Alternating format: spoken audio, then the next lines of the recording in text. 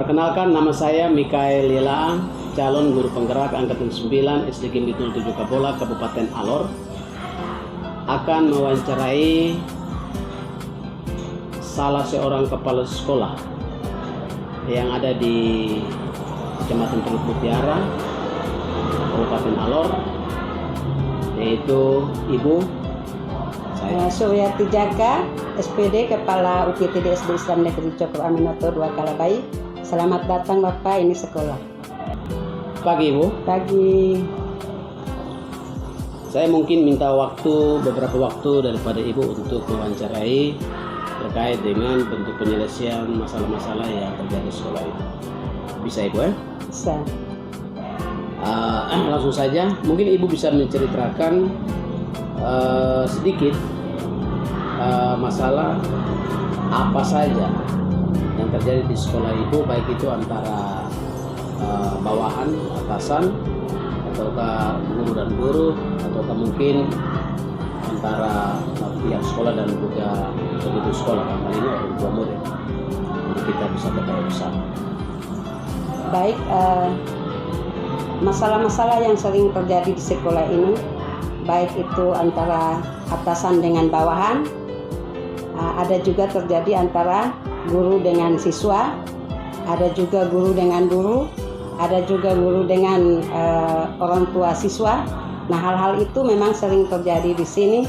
Namun yang paling meresahkan saya adalah ketidakhadiran guru di sekolah untuk melaksanakan tugas pembelajaran. Oh iya, berarti masalah yang paling mendominan itu berarti ketidakhadiran itu, apakah mereka izin ataukah memang sengaja tidak datang sekolah atau tanpa berita, ataukah sakit, ataukah seperti apa? Mereka izin melalui informasi melalui WA bahwa mereka tidak datang ke sini karena ada terjadinya perjalanan itu karena jauh dengan sekolah, sehingga dalam perjalanan itu kadang kendaraannya macet, motornya rusak di tengah jalan, yang mana untuk cepat mengatasi itu dan untuk hadir ke sekolah itu sangat tidak mungkin, tidak ada tempat karena lokasi ke sini itu tidak berpenduduk lah. Jadi rata-rata ibu, rata-rata guru-guru yang sementara di sini ini itu tinggalnya separuh di luar Kecamatan Teluk Mutiara. Ada beberapa guru. Ada beberapa guru. Iya. Yang bermasalah ini mereka yang tinggal di luar Kecamatan Teluk Mutiara. Yang berada di luar Kecamatan Teluk Mutiara. Itu tepatnya di daerah mana? Di Kecamatan Alur Barat Laut. Ada ya? Iya, ada. Di mana lagi? Di situ saja, Kecamatan Alur Barat Laut itu tempat yang terjadi. Ada beberapa guru. Ada beberapa guru yang tinggal di situ. Baik. Menarik.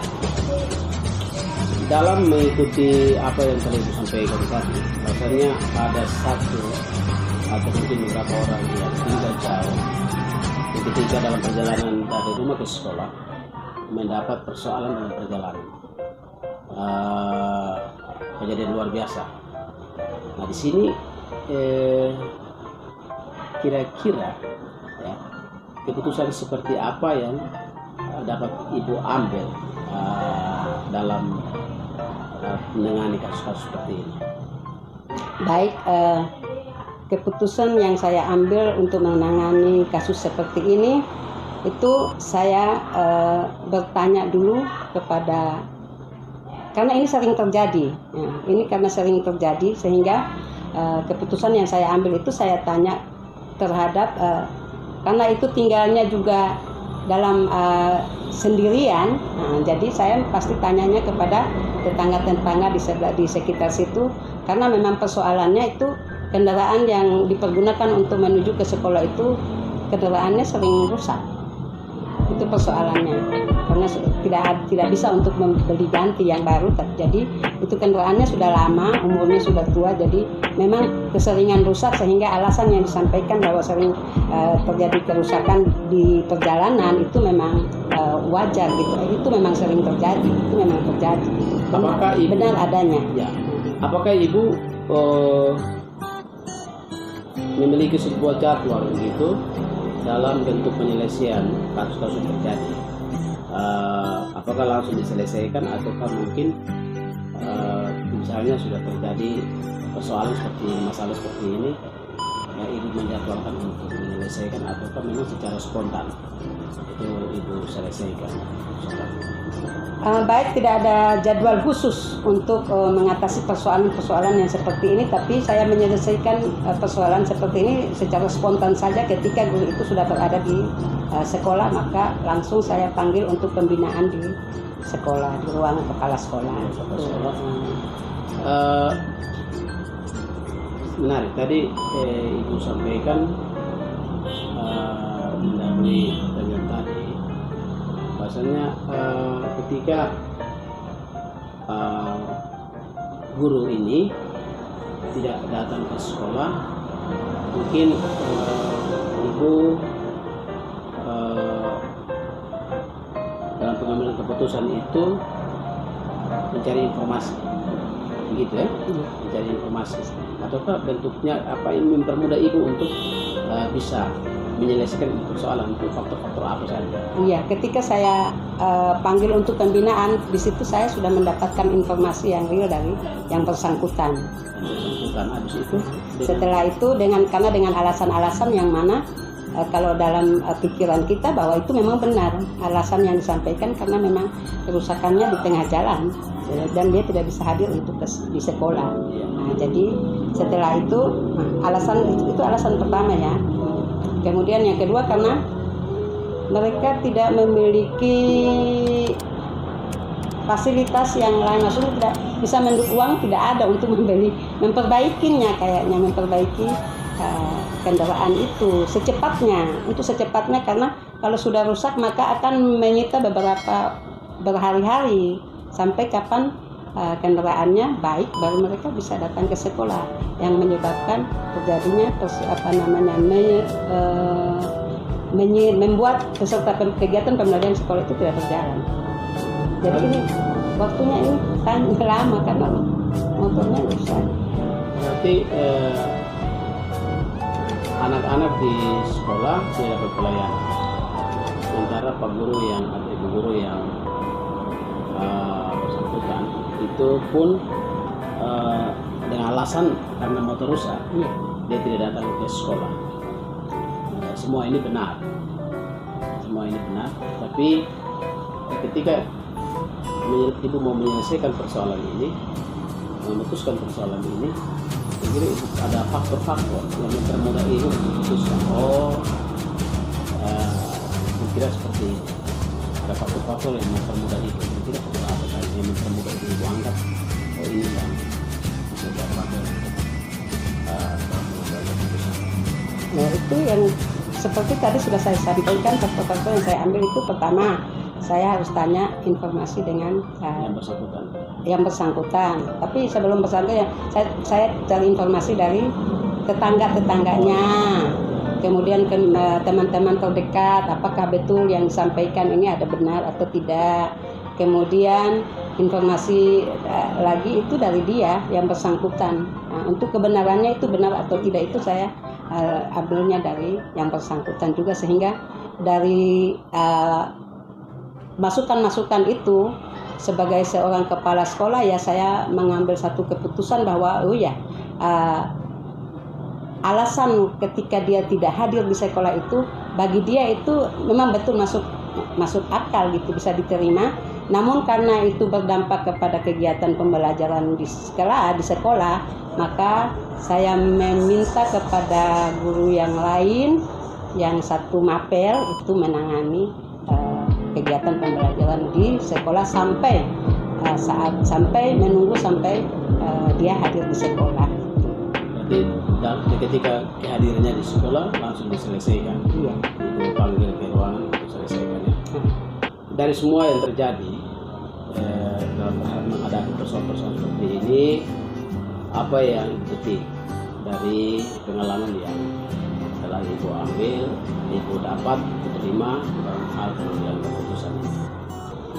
untuk mengambil sebuah keputusan itu dari pihak sekolah, khususnya kepala sekolah itu jangan tergesa-gesa mengambil satu keputusan, harus melihat menilai yang ambil satu keputusan. Kita sebagai pemimpin itu kita jangan tergesa-gesa, harus mengumpulkan informasi yang lebih jelas, sehingga apa yang kita kemudian adanya pembinaan yang jelas, sehingga bagi terhadap yang bersangkutan itu ada satu pembelajaran yang baik, dan kenyataannya melalui proses seperti itu ada peningkatan guru terhadap tugas yang diembankan kepadanya, sehingga kehadiran di sekolah itu lebih baik lagi gitu. Baik, terima kasih. Itulah sedikit perbincangan kami terkait dengan persoalan-persoalan yang terjadi di PTD SD Islam Negeri Cokro Aminoto II Kalabahi. Dan saya dari tempat ini mengucapkan terima kasih kepada Ibu Kepala Sekolah yang telah meluangkan waktu untuk diwawancarai hari ini. Kiranya Tuhan memberkati Ibu dalam tugas dan tanggung jawab ke depan. Terima kasih. Perkenalkan, nama saya Mikael Yela, calon guru penggerak angkatan 9 SD Gimit 07 Kabola, Kabupaten Alor. Akan mewawancarai seorang ibu kepala sekolah yang berada di Kecamatan Teluk Mutiara, Kabupaten Alor. Di samping saya Ibu Adrian CP Jasibani, SPDSD, Kepala SD Gimit 02 Kalabahi. Baik, terima kasih. Selamat pagi, Mama. Selamat pagi. Saya mungkin menyita sedikit waktu dari Mama berkaitan dengan tugas kami di modul 3.1 calon guru penggerak angkatan 9, di mana mewajibkan kami untuk mewawancari minimal 2 sampai 3 kepala SD atau kepala sekolah. Maka hari ini saya dapat berkesempatan untuk mewawancari Mama di SD Gimit 02 Kalabahi ya. Langsung saja mungkin saya dapat meminta Mama untuk menceritakan tentang pengalaman Mama dalam memutuskan masalah-masalah yang terjadi di SD Gimit 02 Kalabahi. Mungkin masalah terbaru atau terupdate lah untuk kita bisa ketahui bersama. Silakan. Baik, terima kasih Bapak. Kalau untuk kami di SD Gimit 02 Kalabahi ada beberapa kegiatan yang kami laksanakan menyangkut dengan kegiatan masuk sekolah setiap siswa. Di dalam sekolah sudah ada keputusan bel masuk jam 7 tepat. Kemudian jam 7.15 itu pintu pagar sudah kami kunci. Apabila ada anak-anak yang terlambat, pasti kami tidak mengizinkan untuk masuk karena itu sudah keputusan sekolah. Tetapi kadang-kala ada beberapa anak yang tempat tinggalnya jauh dari sekolah. Nah, karena itu keputusan yang saya ambil saat mereka datang sekolah, kadang-kala sampai di sekolah 7.20, saya tidak bisa menyuruh mereka pulang karena saya berpikir jarak antara sekolah dan tempat tinggal cukup jauh, dan juga ada beberapa hal yang mungkin menghalangi mereka di tengah perjalanan sehingga mereka tiba di sekolah terlambat. Sehingga saya mengambil keputusan saat itu mereka bersama dengan orang tua. Saya kembali menyampaikan kepada orang tua bahwa jam masuknya jam 7 kami bel masuk, dan 7.30 itu pintu pagar sudah dikunci, sehingga hari-hari ke depan orang tua bisa mengantarkan anak lebih awal lagi sehingga mereka tidak terlambat. Itu yang kami lakukan di sekolah. Baik, mungkin ada masalah lain lagi selain yang masalah tadi katakan pembatasan siswa, pelanggaran tertib ya, mungkin ada masalah lain lagi yang pernah dihadapi oleh Ibu Kepala dalam memimpin SD Negeri 2 Kalabahar ini. Ya, baik, terima kasih Bapak. Kalau masalah yang lain seperti guru dengan kepala sekolah, ada guru yang sering membuat teman-teman yang lain kami tidak kompak dalam menjalankan tugas dan tanggung jawab. Dia sering mempengaruhi teman-teman yang lain, sehingga dalam perjalanan tugas tanggung jawab saya berpikir bagaimana caranya sehingga kami bisa sama-sama menjalankan tugas dan tanggung jawab dengan baik. Jangan ada hal-hal yang terjadi seperti itu. Awalnya guru ini tempat duduknya agak jauh sedikit dari pandangan saya, sehingga saya mengambil keputusan untuk ada di sekitar saya sehingga saya bisa kontrol mereka sehingga hal-hal yang begitu tidak akan terulang kembali.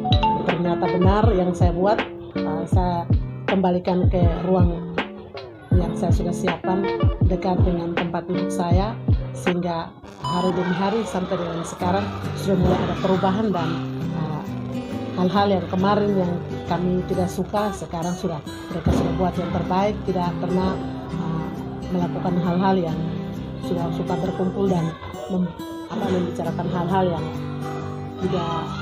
mempengaruhi teman-teman lain dalam tugas belajar mengajar. Saya tertarik dengan maaf saya potong. Saya tertarik dengan persoalan ini.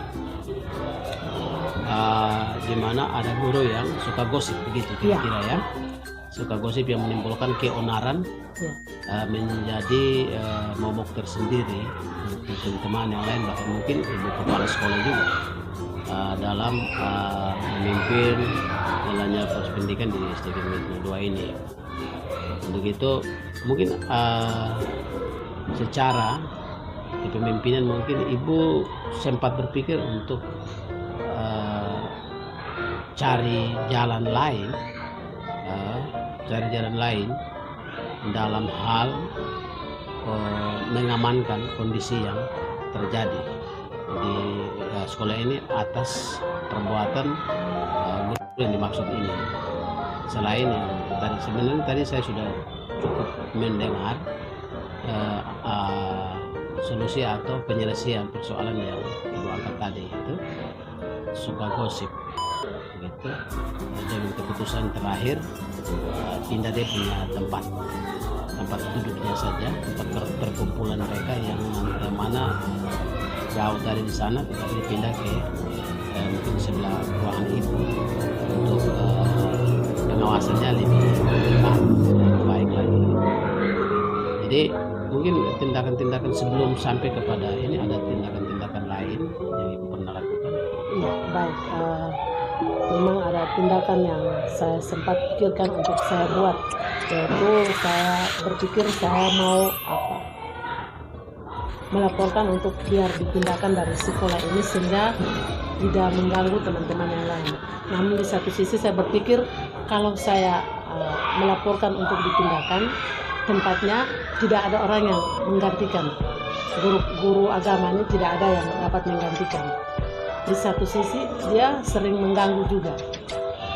Jadi saya berpikir saya di antara teman-teman ini, saya dalam rapat saya menyampaikan supaya kita ada kerjasama antara teman dengan teman, antara guru dan kepala sekolah. Ada hal-hal yang terlalu menjanggal dalam hati dan pikiran teman-teman, datang dan kita bicarakan secara baik-baik, sehingga hari demi hari sudah mulai ada perubahan. Jadi memang awalnya saya berpikir biar saya mau laporkan untuk dipindahkan saja, tapi di satu sisi kalau dia pindah tempatnya siapa yang tempati lagi untuk mengajar. Itu yang menjadi dilema bagi saya, karena sekarang guru ini sulit untuk kita dapat. Sehingga saya juga berterima kasih dengan beberapa cara ini sudah ada perubahan. Nah, sekarang saya mau tanya lagi, kira-kira hal-hal apa saja yang merupakan tantangan dalam pengambilan keputusan-keputusan seperti ini? Tantangan ketika ibu mengambil keputusan-keputusan seperti ini, tantangannya ada atau tidak menghadapi persoalan yang seperti tadi?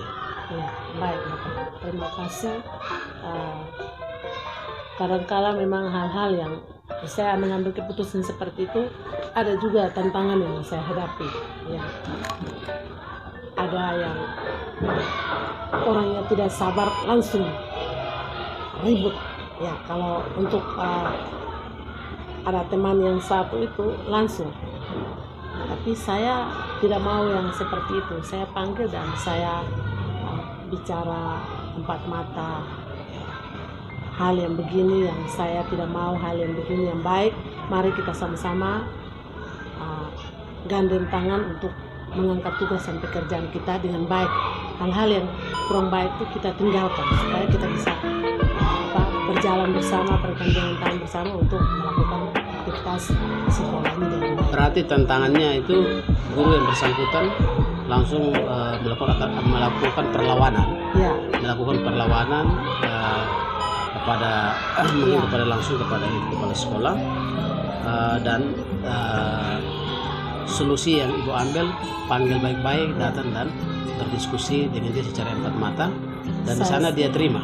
Ya, dia terima karena dia merasa bahwa dia salah. Dari semua yang disampaikan, pembelajaran apa yang dipetik dari pengalaman ibu dalam pengambilan keputusan?